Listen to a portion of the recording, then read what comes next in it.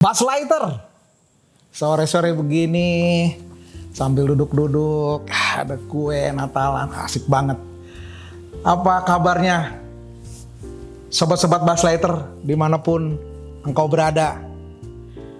Sore-sore gini, kira-kira kita mau ngomong apa ya? Ini nggak jangan apa ya, cerita-cerita aja gitu, cerita-cerita aja.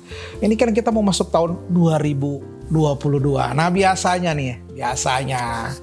anak-anak muda, nggak anak-anak muda juga sih, orang tua, eksekutif, profesor, hamba-hamba Tuhan. Tuh mulai mikir 2022 bikin resolusi. Bikin resolusi. Ngapain ya 2022? Nah biasanya dimulai dengan kata kayak gini. 2022 I will be. Atau I will change. Atau I will start something. Nah biasanya begitu kan. Nah resolusi, biasanya tinggal resolusi ternyata. Ya. Katanya ada survei yang bikin, kalau resolusi dibikin gitu ya, ternyata banyak yang nggak memenuhi resolusinya. Kenapa mereka gagal ya memenuhi resolusinya? Kenapa mereka gagal berubah ya? Kenapa mereka gagal mengubah dirinya? Nah, renungin sedikit gitu ya. Apa ya yang pengen dibagiin sama sobat-sobat Buzz Lightyear?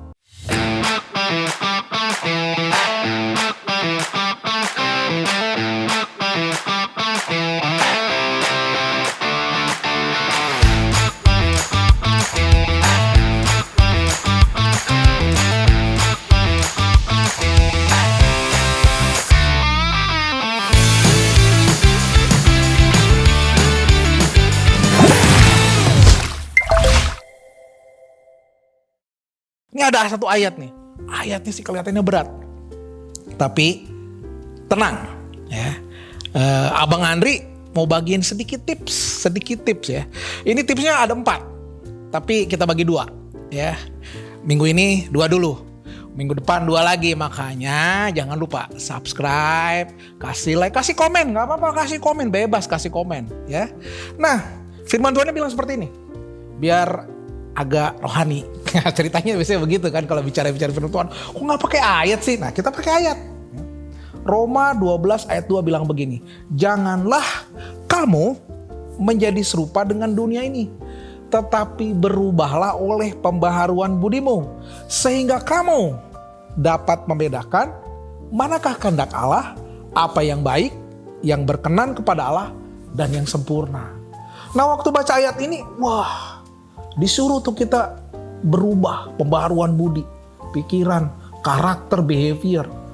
Tapi jarang kita baca ayat ketiganya. Ini Roma 12 ayat 2. Saya tambahin ayat ketiganya ya, sebelum nanti saya masuk ke tipsnya. Berdasarkan, ini Paulus bilang begini, berdasarkan kasih karunia yang dianugerahkan kepadaku, aku berkata kepada setiap orang di antara kamu, janganlah kamu memikirkan hal-hal yang lebih tinggi daripada yang patut kamu pikirkan. Tetapi hendaklah kamu berpikir begitu rupa sehingga kamu menguasai diri menurut ukuran iman yang dikaruniakan Allah kepada kamu masing-masing. Wah ini kok hanya berat bang ini ayat, enggak nih, kita bikin simple dulu. Firman Tuhan bilang gini, jangan mikir yang tinggi-tinggi, tapi berpikir sedemikian rupa, kuasai diri menurut ukuran iman. Nah ini nih ada kata ukuran iman. Jadi jangan terlalu berpikir tinggi-tinggi, pelan-pelan aja, slow. Ya.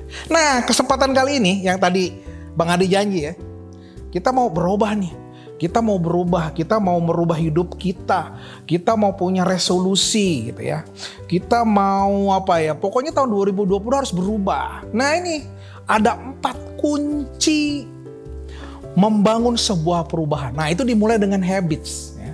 Sebuah habit ini sebenarnya teman-teman Buzz Lightyear kalau seneng baca-baca buku manajemen bisa baca. Ada buku ya ditulis, ini bukunya keren banget, The Power of Habit ya. Nah ini dikutip dari sini, ini diintisarikan dan Bang Adi coba bikin sederhana mungkin. Kalau baca agak jelimet, bahasa psikologi, bahasa HR gitu. Nah ini kalau disederhanain ya.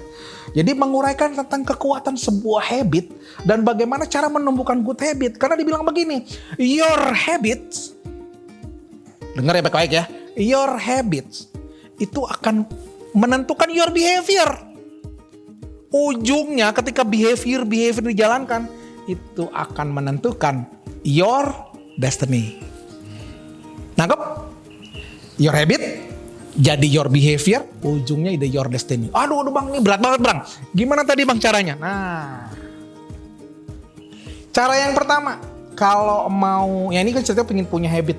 Tahun 2022 gue mau turun berat badan, gue mau olahraga, gue mau baca Alkitab, gue mau apa lagi? Banyak dah, gue mau berubah. Oh, gue mau berhenti ngerokok. Oh, gue mau berhenti dari kebiasaan-kebiasaan buruk yang mengikat segala macam. Banyak dah resolusi yang dibuat. Dan kita kembali ke firman Tuhan tadi kan. Berubahlah oleh pembaharuan budimu. Tapi ayat selanjutnya bilang, jangan mikir tinggi-tinggi sesuai dengan ukuran iman.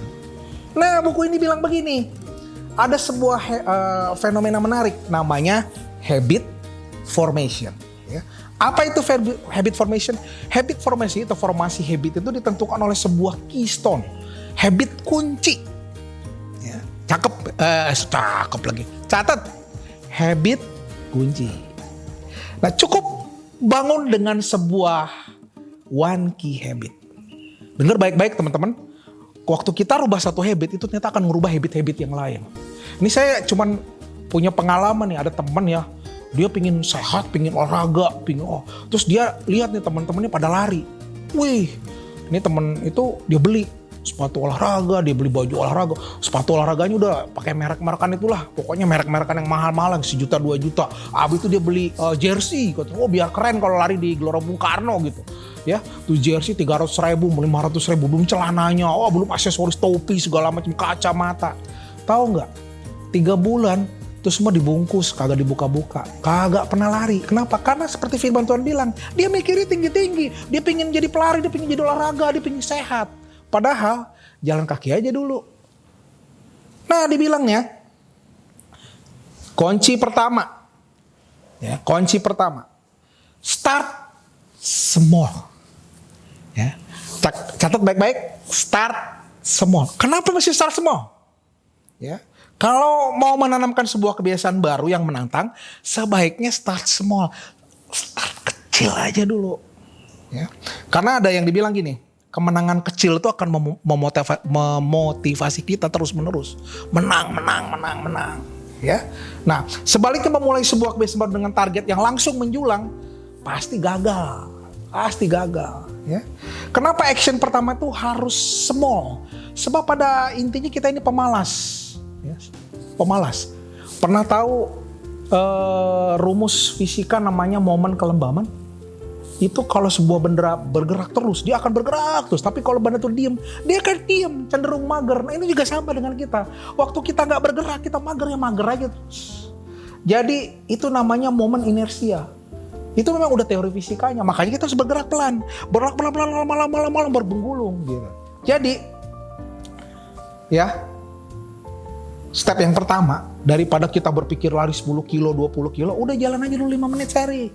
Ya, daripada kita mau baca buku, buat 3 buku seminggu, baca aja dulu lembar sehari.